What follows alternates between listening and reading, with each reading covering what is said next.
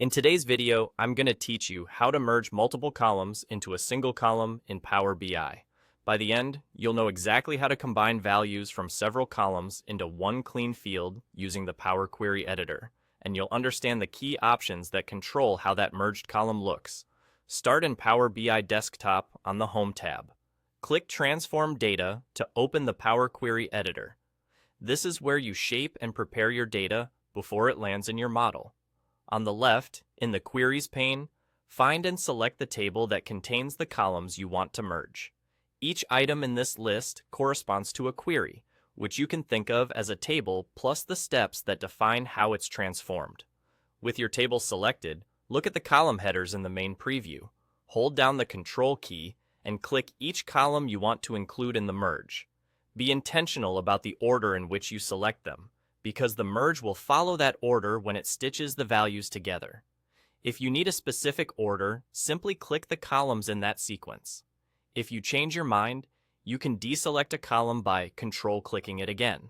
Once your columns are highlighted, right-click one of the selected headers and choose Merge Columns.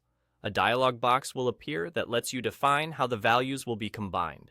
Pick a separator that makes sense for your data.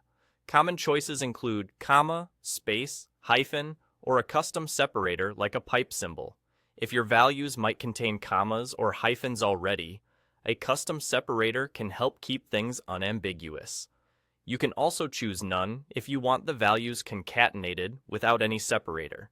Next, give your merged column a clear, descriptive name so it's easy to recognize later.